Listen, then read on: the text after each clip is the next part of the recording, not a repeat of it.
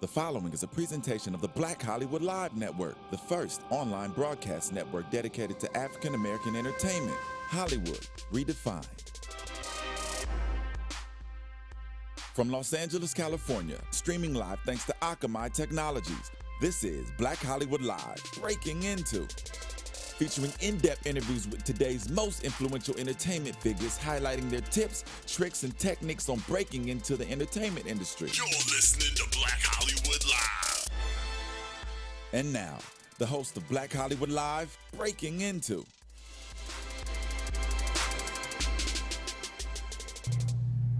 Hello and welcome to this special edition of Breaking Into on Black Hollywood Live. I'm your host, James Lott Jr., and I'm a certified life coach. And one of my big mottos with certified life coaching and life in general is sharing knowledge, paying it forward, and lifting each other up. And this show, today's show especially, we'll be talking all about that. My guest today is the executive director of Wild Aid, which is having a gala tomorrow night here in Beverly Hills called An Evening in Africa to benefit Wild Aid. Let's cut to a video first before we begin and introduce my guest.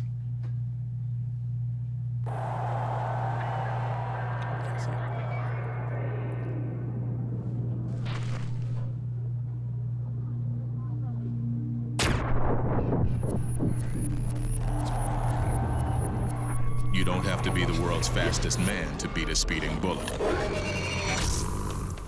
Support conservation, and we can save our big cats. When we all come together, we can do anything.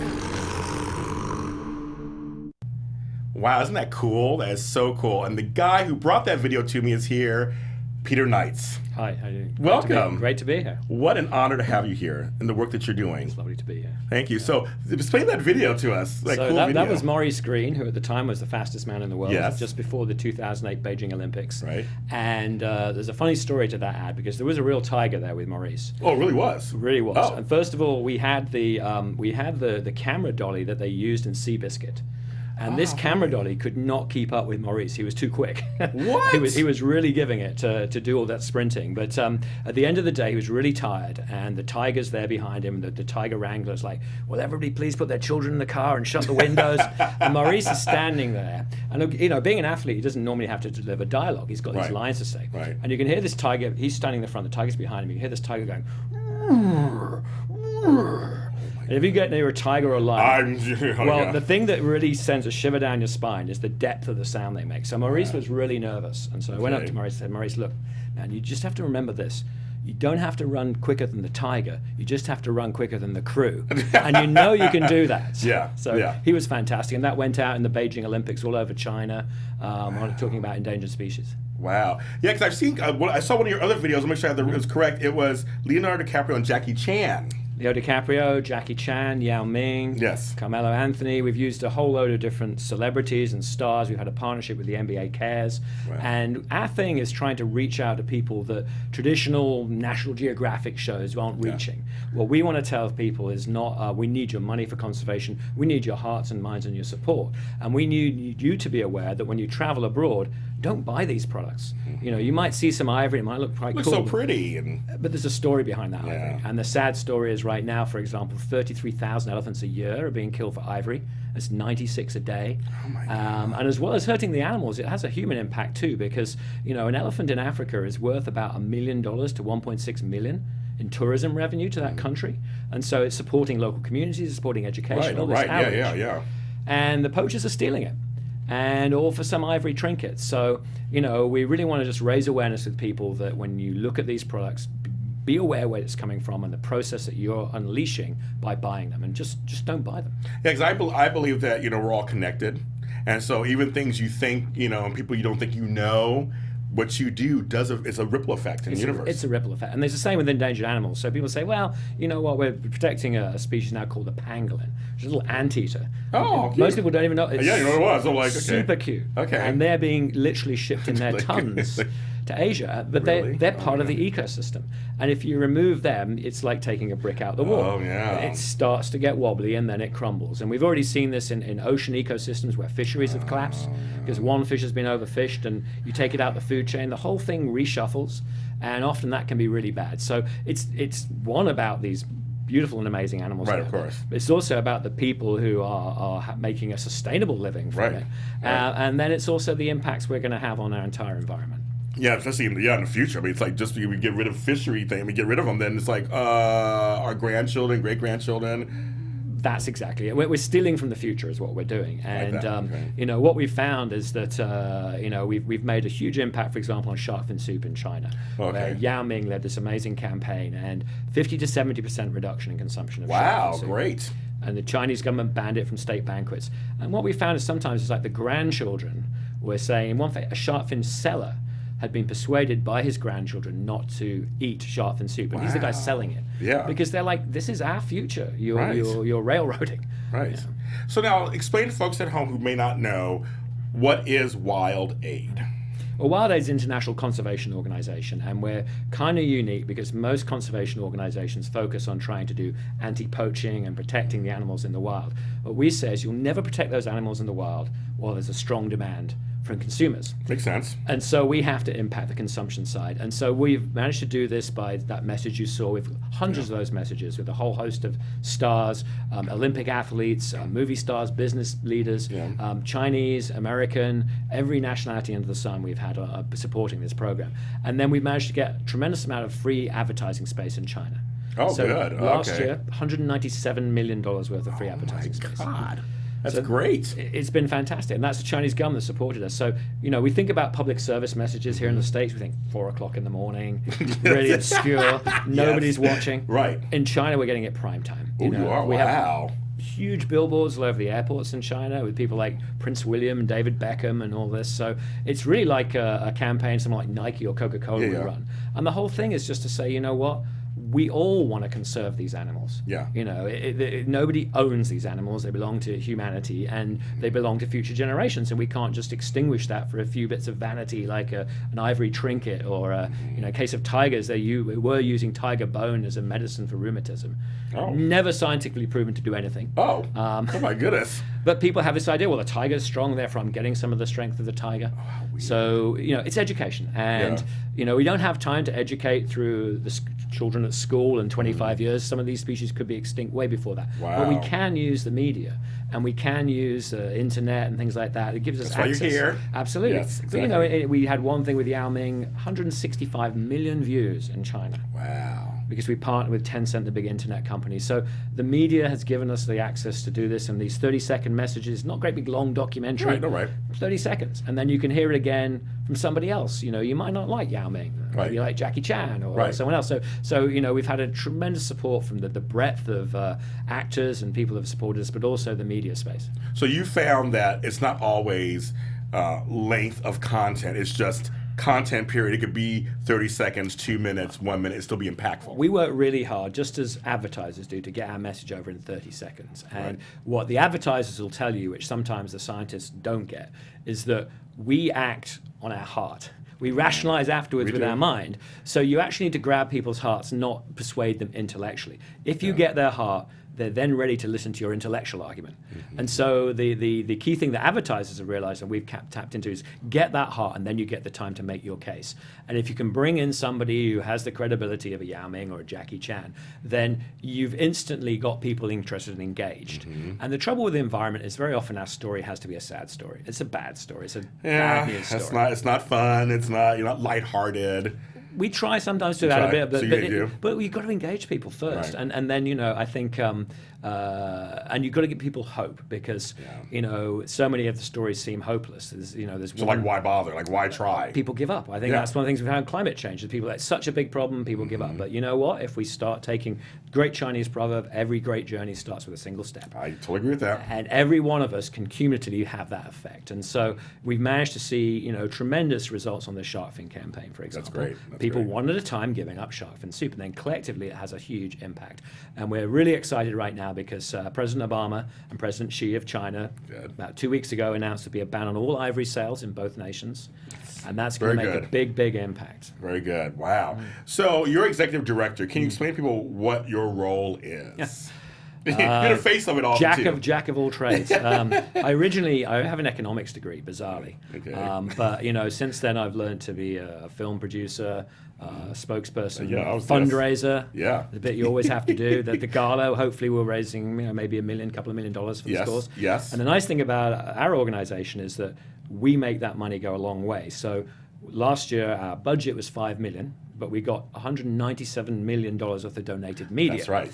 So we're actually a $200 million organization. Like wow. Yeah. So we were able to leverage that a long way. So, my role is all over the place. I travel all over the world. I meet with people all over the world. I'm doing a lot of work in Africa now because, our work in Asia has been very successful. And people in Africa were saying, well, we need this kind of education here in Africa too because we have the animals and we're losing them and our politicians are sometimes corrupt and things. And has been known. Yes, has been known. So we've been working with people like Lupita Nyong'o has just done a first time back to Kenya. We took her to Amboseli to see the elephants and had a tremendously successful press conference to say, we've got to stop the poaching because poaching is stealing from everyone in Kenya. The tourism revenue is going, the schools supported. It's theft, and we need to do something about it. And we need to keep the politicians focused on successfully stopping poaching. And we need to, really create an African middle class that cares about wildlife. Sure. Yeah. Because with China there now, I think Africa is going to develop very, very quickly. Oh, it is. Okay. Our old concepts of 30 or 40 years. When you look at what's happened in China, it's been done in 10 years. That's true. They are going really fast. It's gone crazy. They've gone from basically being out in the fields to having the internet age in 10 or 15 years. And so if you're not careful, you lose an awful lot during that process. Mm-hmm. And Africa has some of the best wildlife on the planet now. Oh, sure. And it's a fantastic resource, which is a sustainable resource, which people will be prepared to pay ever more to go and see that wonderful wildlife. So Africa needs to keep that wildlife. It's an asset for the people of Africa. Well, I agree. Now, you bring up your economics background. So how does that work within your organization? Because you have a little different than other conservation organizations. Can you explain a little bit? I think it's part of the thinking is that the traditional conservation, and there's an analogy here with, frankly, drug trafficking. Oh, okay. Because all the efforts on drug trafficking, or most of the effort, is going in to try and stop the supply. Right. Interdiction, militarized operations. And all cut it off. All you're really doing is escalating the war. And what we're saying is don't defund the war. You can fight so much on the front line, but if people are prepared to pay a large amount of money, someone will find a way through the product. That's true, right. And so you've got to reduce the demand. Now, the nice thing about wildlife is that wildlife consumption is not associated with poverty and despair and addiction. Right. It's about new wealth in many cases. Mm-hmm. So it's very much an education process. So, if you can impact the demand, you make those enforcement efforts successful on the ground. If you can't, you're always fighting a losing battle. So that was really the economics thinking that got us into this approach. Wow. And we've seen, great success from this. And, when I started this 15 years ago, everyone was like, you're crazy. And seriously, it was like, they were saying, well, you can't change China. And I'm like, well, I'm not going to change China. The Chinese are going to change China. Right. But China is changing very, very rapidly, and all we're trying to do is being part of that change. Yeah. And so now, the situation is demand reduction, this concept. It's in President Obama's plan, it's in Prince William's plan. Mm-hmm. It's become very mainstream. People are recognizing it's got to be part of the solution. I love your way of thinking, because I apply it to other parts of my life, that kind of thinking of just, I'm not going to just try to cauterize the problem. It doesn't really solve the problem. Well, are you going to deal with the symptoms, or are you going to treat the cause? Right. And the demand is the cause, and we have to treat that. And I think at some point we're going to have to also look at that in regards to drugs, because what we're doing right now is not working. No, obviously, no. And we're spending trillions of dollars, and they're saying, well, we tried, education, but they put $1 million into education, they put $25 trillion into enforcement. It doesn't make sense. Nope. It's got to be a mixed approach, and I think if we do that, we'll start to see a lot more progress. Let's talk about the gala a little bit, and we'll go back into more of the business. I want to talk more about the business, but the gala is tomorrow night, and so where are you guys holding it? It's in Beverly Hills. Montage, very posh. I know, a great hotel. Never thought I'd be next to Rodeo Drive, but you never know where you find yourself in life. It's like save some animals, and you're in Beverly Hills. And some of the people we've mixed with as well have been amazing. So we've got a great bunch of people together tomorrow. And one of the auction items, for example, is Dinner with the Dead, which is Dinner with the Walking Dead cast, who have been some of our supporters. Hello. No, I'm just kidding. I love it. That sounds great. And then we have other auction items. There's some of the trips to some of these amazing places we work, and some of the things we do. The diving with manta rays, swimming with whale sharks. Sounds so much fun. Incredible experience for people to have. We've got a bunch of our celebrity ambassadors there. We're honoring Maggie Q, who has Love done a her. lot of work for us. She's lovely. She's great. And we'll be talking about the work and what we've done and where we're going to go. And we've got Ali Kiba, who is one of East Africa's top musicians, Good. who has been our main ambassador there. And Good. it was great. We took him out to see elephants in Tarangire, in Tanzania. Oh, wow. Well, so many Africans have never seen elephants. Really? Never seen them. Okay. No, they think there's big horrible thing. They haven't been there. he was really scared the first time. He said, "Oh my God, an elephant!" And we had a huge bull elephant came as close to you, you are to me, away from us, right next to our vehicle, an open vehicle. Wow. And he was like, absolutely wow. But after, I mean, it's an incredible experience. It really is a humbling experience. And now he loves it, and he's totally calm, because once you understand their behavior, you understand that, as long as you're not pursuing them or annoying them, you can get really close, and they really are quite gentle. It was wonderful to see that transition. I think one of the things that's got to happen in Africa, we've got to get way more Africans out to their own national parks. That makes sense. Because it's an awe-inspiring when you see it. And we took a group love of to go. Oh my religious God. leaders out there. I was talking to you earlier. Yes, We had yes. fundamentalist Muslims, evangelical Christians, all in the same vehicle coming out to see the wildlife. You get points for that. Well, and anyway, I was joking. I said, one of you's made a call to the big guy, because the elephants all came out with this amazing sunset, and it was just truly stunning. God. And they've been going out to preaching their communities, saying, don't do poaching, it's immoral, we shouldn't be doing it. And so that's been fantastic too. It's like one of the main things they actually can agree on. Absolutely agree on, and absolutely support, because they get that it's it's God's creation that's being destroyed, and also this is a huge asset to help people if we can keep it. Now, do you remember the first time you went out there and saw the big animals, and do you remember your first animal you saw and all that? I remember going to Africa for the first time, and there's for people that haven't been to Africa, I've worked in 45 countries around the world, and I have to tell you that Africa is many African countries, but it's a special place and it has a special feeling, and it just feels kind of primeval. When you see like a giraffe wandering along, okay. Oh, a giraffe, okay, sure. But it's just incredible. And, I'm not a particularly religious person, but to me, it moves me religiously to see those animals in that situation. It's so peaceful and so tranquil. It's so relaxing just to sit there and watch, and it really is an amazing experience. Anyone that hasn't done it, I'd say put it on your bucket list. Well, it's on mine. Yeah, and it's not even that expensive these days. Right. It's got a lot more affordable, but it's absolutely magical. We have nothing like it here in the States. God, I'm sure we don't. Yeah. I'm sure. Because I feel like I'm sure it's awe-inspiring. I'm sure you feel the vibration.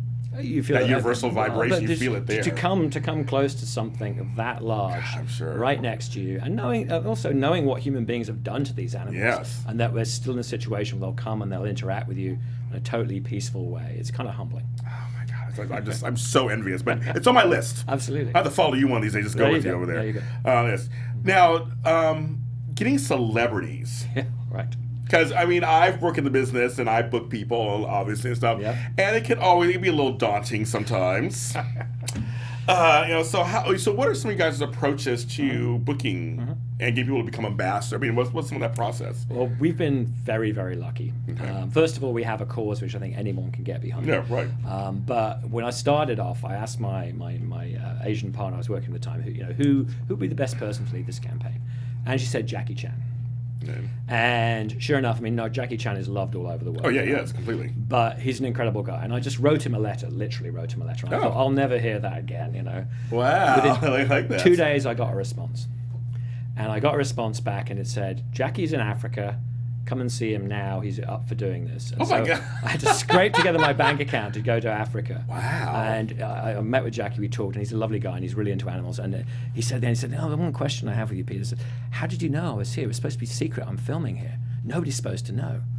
And the day I got your letter, I was actually with elephants and rhinos. And Divine intervention. Well, I said, Jackie, this is fate. We're supposed to do this together. And he Yeah. said, that's a good answer. And he's been working with us 15 years ever since. And okay. Once we had Jackie Chan, everyone else was like, all right, Jackie's in, it's a good cause. And so it gets easier because people know, we work with Leo DiCaprio and people like that, Prince William, David Beckham. Yeah. People know when you've been working with those people that, one, you're reliable, you're not going to let people down or embarrass people, Right. you're going to handle their brand properly, etc. So it's got a lot easier. But, they're all very, very busy people, and one of the hardest things is scheduling. Yeah, well, I know that one, yes. Yeah, so that's tough, and you have to be at the beck and call, ready to jump at a moment's notice to go and do it. But we've been so lucky. We have over 100 Chinese celebrities.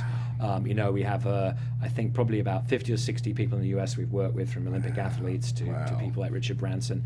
And, you know, once you've got that reputation of, one, being able to handle people properly, but also, you know, we're sometimes reaching 150 million people in China. You know, what they do for us gets out there and has an impact. And so for an afternoon of someone's time, we can produce a lovely piece like that Maurice Green piece, but we can also get it out to a lot of people and see real change. And I think that's important to people. If they're going to put their time into something, they want it to have an impact. Exactly. They want to see kind of almost immediate results, or results there, you know, soon thereafter. And most people approach them wanting to raise money. And we're not approaching them to raise money. We're approaching them to say we need to change people's attitudes. And I like that. It's funny because that's really different in some organizations. You're saying basically we just want your brand and your face and your name. Yeah. Not just your. I mean, you can get money from, but and your commitment. You know, and so you know, nobody we've worked with, we've never paid anyone to ever do anything with us. It's like you bring your commitment and your interest, and what we'll do is we'll help leverage that to move things forward. Wow. Who was the most surprising person you got that you're just like, you got them, and you're like, wow, I'm so glad I got them. I wanted them, or they contacted us, or was there anybody you're like? Well, I think for me, I went, I'm now an American, and I went back to... Welcome to America. As long as Donald Trump doesn't get elected. I have to rethink that one.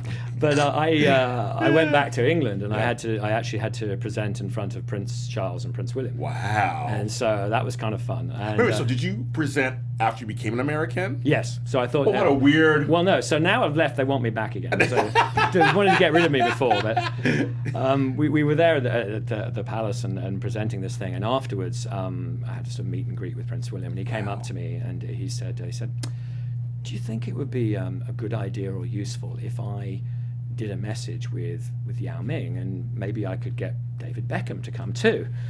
And so I had to really, really consciously pause. Yes. Go. Before I jumped on him and said yes. Yes. So I had to. So I think it would be a really good idea. Cool, calm, collected. Got it. Had to be really cool, calm, and collected. But he's a lovely guy, and he's very passionately into wildlife. Oh wow, good. And you know, that campaign we did with Beckham and Yao Ming. They showed it on Chinese television 72 times in one day when Prince William was over there. Oh my God. And we had giant billboards. Arrived in Beijing airport, and there was a 40-foot by 30-foot billboard of Beckham, saying "Don't buy ivory." And you're talking people who are like the biggest names in the world. And the biggest brands. And you know, what you're trying to do is make these things non-aspirational. And so we're doing the exact opposite of what advertisers are doing. So advertisers using Beckham's image to make things aspirational, the product you want to buy. We're using Beckham's image to say, you do not want to buy this. You want to be cool like Beckham, you do not want to buy this. Got it. Okay. So it's kind of turning advertising on its head. Yeah, definitely. And when celebrities that come to you, look for them, are there celebrities you would turn away at all for certain things in their brand? I always wonder about that because you're trying to build their brand and your brand together. No, absolutely. They have to. I mean, from us, first of all, we want integrity. You know, we want people that are known to have integrity because we need integrity in our messaging and we need integrity from them. And we always look for people that work well in China, and it's sometimes weird who does and doesn't work well in China. Well, in the film industry, some films are bigger overseas. Well, some films have never been seen in China. Right. So things you'd think of like usually mainstream have never been seen in China. So that's another criteria we add. And then we really try and always meet with people and just find out why do you want to do this and what's your interest. Oh, okay, got it. You know, because I want people to be sincere and I want people to also be informed. So I usually try and see if I can actually sit people down and talk to them a little bit and have a chat. You know, for example, we've done a thing with the Walking Dead cast, and we sat down with Andrew Lincoln, and you know, he grew up, he saw rhinos when he grew up, and he can remember that. And stuff. Wow. So you know, and then you get the backstory of what their involvement and engagement is, then you can write that into the scripts as well, and there you things go. like that. So you know, we've been lucky enough that this is an issue that people can really get into, and the more they know, the more passionate they get about it. I mean, I'm like ready to join. I'm like since talking to you before the show, and now I'm like, okay, what do I do? What can I do? And the thing you can do is spread the word, spread the message, because you know the thing is that a lot of people are going and buying these products without even realizing what they're doing. A lot of these things, although it's illegal to bring to the United States, it could be openly on sale when you go to Africa or you go to Latin America, Caribbean. Absolutely, there's things like turtle shell, which all marine turtles are endangered, and their shell looks nothing like the turtle after it's been polished and things. But these products are on sale, and if you're in any doubt, just don't buy it. Yeah, I own turtles, so I mean, I feel bad for the turtles. Like going on my turtles. They need our help, and they're great animals. They are great. They live a long time. They're great animals. Well, that's the thing. People buy them, and they don't realize that the little red-eared slider. That's what I have. All right. Well, you could have like that prehistoric. for 75 years. It's like Jurassic. It's going to outlast you. Oh my God! They'll go to my grandkids. Yep. They can have them. But no, they seriously, they were a red-eared slider, and they're like this big right now. Yeah. The tank whips keep getting bigger and bigger and bigger. But I love them. You can't get rid of them. Oh, they're super cool. They're really cool.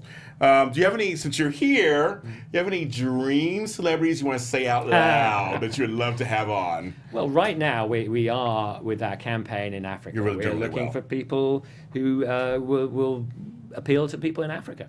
You know, so nobody specific, but you know, when you look at it, you know, there's not many people that are Pan-African. Right, it's true. In terms of celebrities and stars. I mean, there's a few soccer players and people like that. Some of them are not always got great backgrounds. Yeah, we know that. Yes. You know, Lupita, we're really looking to hope that Lupita can be the sort of the Yao was for us in China, Yao and Jackie, that Lupita can take that role. She's very articulate.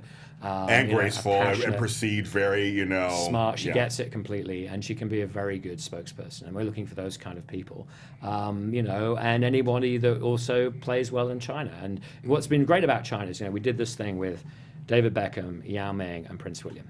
Now, if we just did Prince William and David Beckham, that's one thing. Yeah. It wouldn't work as well because it would be Westerners trying to tell Chinese what to do. Exactly. But when we all do this together and we're on the same team, and nobody's the bad guy. We're all the bad guys and we're all the good guys. It's all up to us how to do it. That's the real way we can do it and get people around the world together on this, because we all will lose these things. We'll all miss these things. And you know, Prince Charles said it very well. I thought, you know, if we lose these animals, we actually lose part of humanity. It's not just about the environment. It's part of us. It's part of our culture. It's there. And there's no excuse in this day and age why we should let any of these animals go extinct. I completely agree with you on that. Speaking of things like that, on another level, I'm a football fan. I'm a big NFL fan. My team's the Steelers, Pittsburgh Steelers. Thanks. Your season of long fantasy football team may be going strong, but you don't have to wait until the end of the whole season, which is like 16 weeks to get paid. Put your fantasy skills to test every week at DraftKings.com. That's DraftKings.com. What happens is you get America's favorite one-week fantasy football site. Just you go there, you do a fantasy football, and basically you get to play there on there. And every week as you watch games, you have these players and different plays. It's a lot of fun. You pick your players, you pile up points, and then you pay cash. That's it. You get some cash if you win.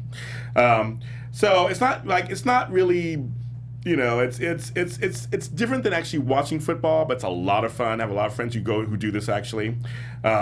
This is in fantasy as usual. It's called DraftKings, and it's really big. It's really big. So hurry to DraftKings.com. Use the promo BLACK, BLACK, like Black Hollywood Live, BLACK, and to play for free for a shot at $1 million. I could use that. And this week's Millionaire Maker event. So for this week, use the promo code BLACK, BLACK, to win for a shot at winning $1 million. Enter Buzz, B-U-Z-Z, like our sister network AfterBuzz, for free entry now at DraftKings.com. That's DraftKings.com. So it's a little fun thing to do. It's all the serious stuff. It's also have some fun. I like football. So do you like American football at all, or you got to check out rugby.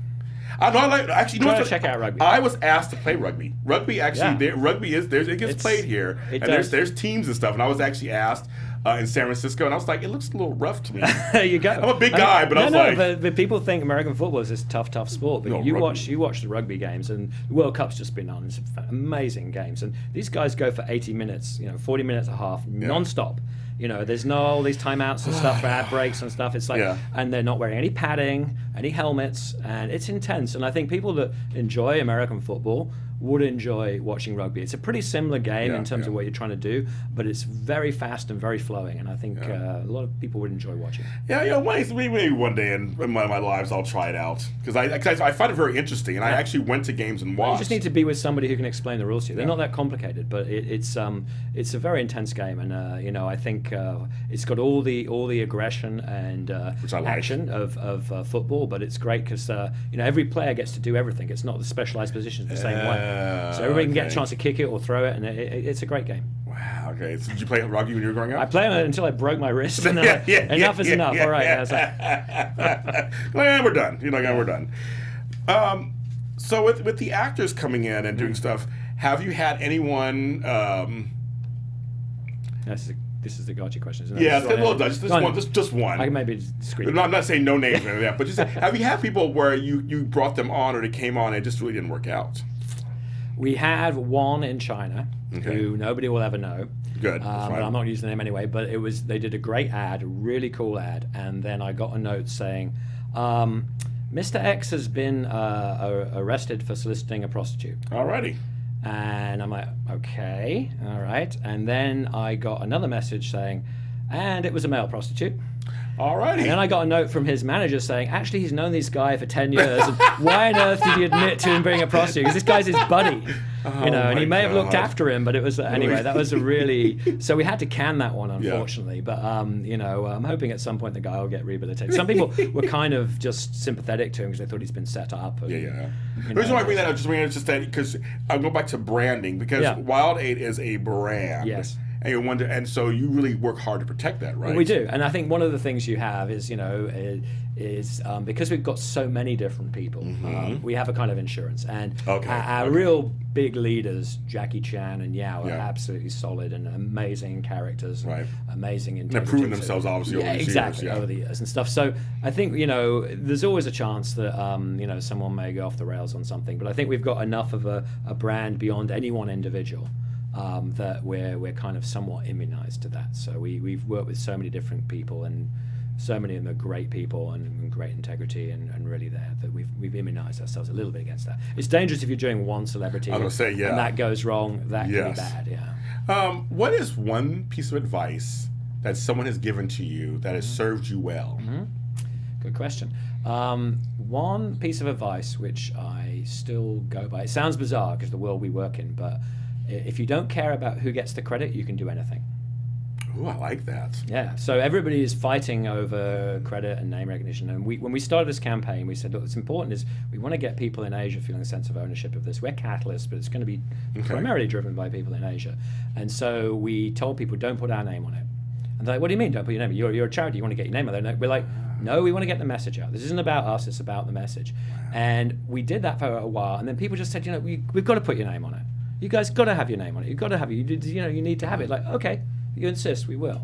But it got us established to the point where people were realizing we weren't in this to make money. We weren't in this to promote ourselves. We were about the cause, and that got us a lot of our initial integrity behind it. And I still maintain it today. And sometimes that the conservation movement is competitive. Like there's a bunch of them out there. People are trying to grab claim, and it's like, you know what? Do your work and get judged for it. And we're lucky enough that what we do is pretty high profile anyway. But it's been the quality of the work and the quality of people we work with that has enabled us to get where we have. And I think, you will, sometimes it's tough because we worked for a long time and it was very, very hard to raise money. I'm sure. Very, very hard. And then suddenly you reach a tipping point and people know who you are and they get your thing, and suddenly things take off for you. And the key thing I think is another person said to me, it's like, sometimes it's just about sticking around for long enough. Yeah, I was going to say, yeah. Is that? People in the music business say that. If you stick around for long enough, you'll get found. You've got talent, you'll get found eventually. It might seem like it's never going to come. It'll sometimes happen. So I think, consistency is one thing, and then not worrying so much about the credit, but worrying about doing a good job. Yeah, I believe in the whole staying in your lane, just keep going forward. At some point, you're going to reach something. Yeah, people are going to come at your crossroads. It's going to happen. If you've got a good idea and a good concept and you're pursuing it with dedication, you'll get discovered at some point. I love Hopefully that. before you die. Yeah, hopefully, right. Some artists that didn't manage that. Exactly. So that's a really good point. So I could talk to you for like 100 hours, of course, and we have a time span here. And thanks again for being so open and educating us. What is one message you'd like to give to Americans, to Black Americans, Hispanic Americans, white, just Americans in general about this? Well, I think there's two issues. There's only two environmental issues in the world, and that's population and consumption. Every other issue is a factor of those two together. How funny, you're right. Yes. So those are the two fundamentals, and we need to do something about population globally because there's going to be 10 billion people in the world. There's just not enough resources for everybody. That's going to be really tough, and it can go forward, but we're all going to have less and less to try and survive on. And the other thing is consumption, and here in the United States we might not be the biggest consumers of endangered wildlife, but we are the biggest consumers of things like energy.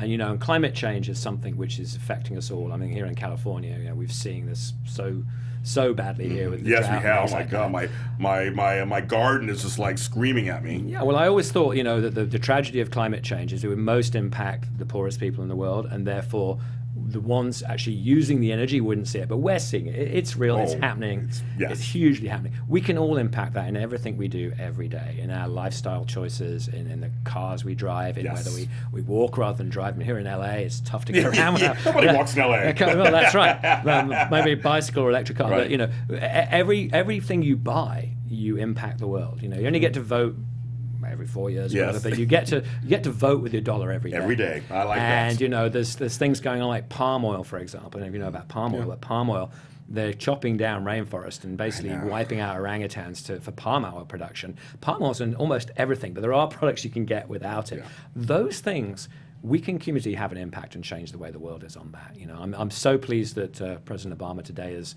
rejected the Keystone Pipeline. It doesn't make any sense. It's a road to nowhere. What he did with President Xi has been amazing, and I'm loving President Obama right now. I think he's going out there, and he's we need the U.S. leadership to lead the world. President Xi and President Obama together can shape the way the world is in the future, and that's the way we need to do. So we need to be thinking about our lifestyles, what we do. If you can eat less meat, that's definitely beneficial for the environment and your health. I have. You don't necessarily be a vegetarian, just think about eating a little bit less meat. It's good for you and it's good for the planet. So there's a lot of stuff that people can do on a daily basis. And on the endangered species, it's really just be aware, especially if you travel abroad. If you look at products and think, I'm not sure what that is. I've seen the weirdest stuff like armadillo guitars and things. You're like, that was an animal once? If you have any doubt, do not buy it. Yeah. And tell other people not to. And that's where we spread the word, and that's how we can change things.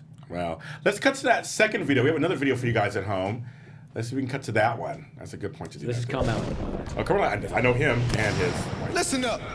These guys out there are killing you, and they gonna keep coming at you with everything they got. You gotta pick up your defense. Get tougher, get faster, work together, or you're dead. Any questions?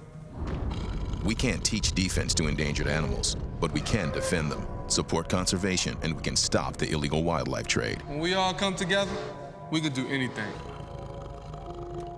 I like that. Classic misdirect, but and Carmelo is great, and so we had a great relationship with NBA Cares. They've done ads, and they run all the time in China. NBA is very popular in China. Yeah, I know that. That's what I do know, yes. Gone out, and that's been really cool. And our relationship with Yao is very deep, and we did a documentary last year, Emmy-nominated documentary about elephants and rhinos. And he actually came out to Africa and stood next to, we stood him next to, sadly, 5 dead elephants in one day. God, it's just so sad. 5 dead elephants in one day, and and he was just devastated. You can't do that without being emotionally drained by the end of it. And I'm sure that came over in the film, and we wanted to convey from a Chinese person's perspective what it was like, and he was phenomenal, and that went on Chinese TV, and we've seen fantastic results since then. Wow. So I asked my guests 2 questions.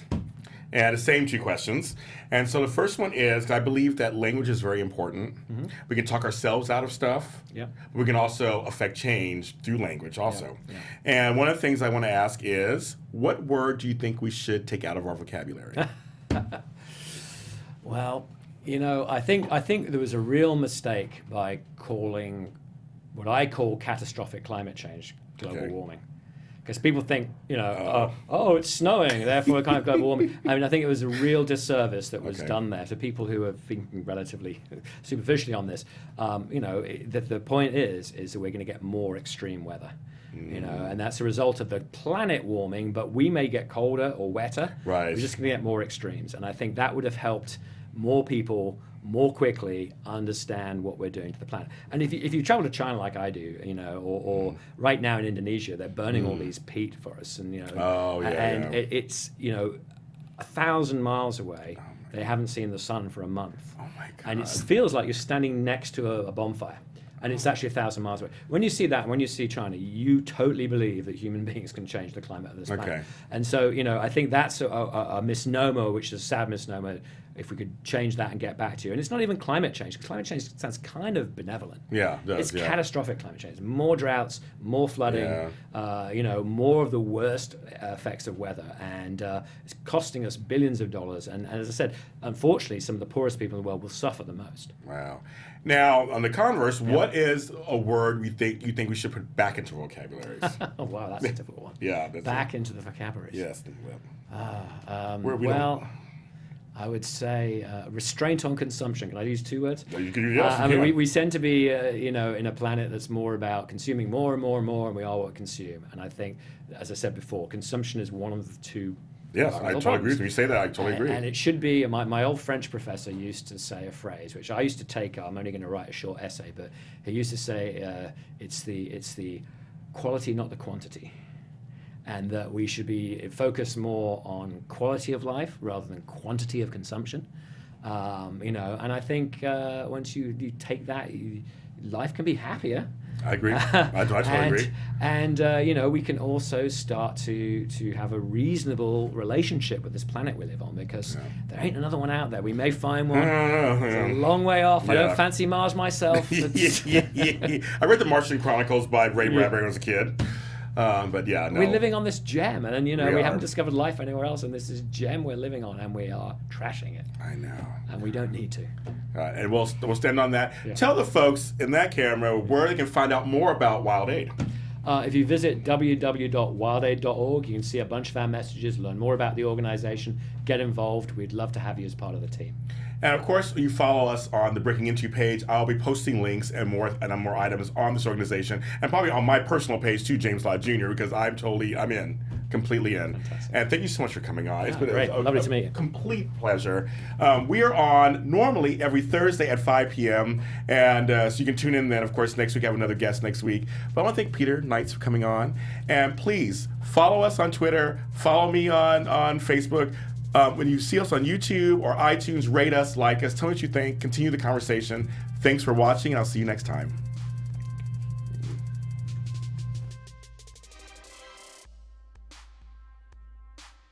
From producers Maria Menounos, Dario Kristen, Tiana Hobson, Kevin Undergaro, and the entire BHL crew, we would like to thank you for supporting Black Hollywood Live, the first online broadcast network dedicated to African American entertainment. For questions and comments, contact us at info@blackhollywoodlive.com. Like us on Facebook, tweet us, or Instagram us at BHL Online. And I'm your BHL announcer, Scipio. Instagram me at Planet Scipio. Thank you for tuning in. Hollywood Redefined. The views expressed here are those of the host only and do not necessarily reflect the views of BHL or its owners or principals.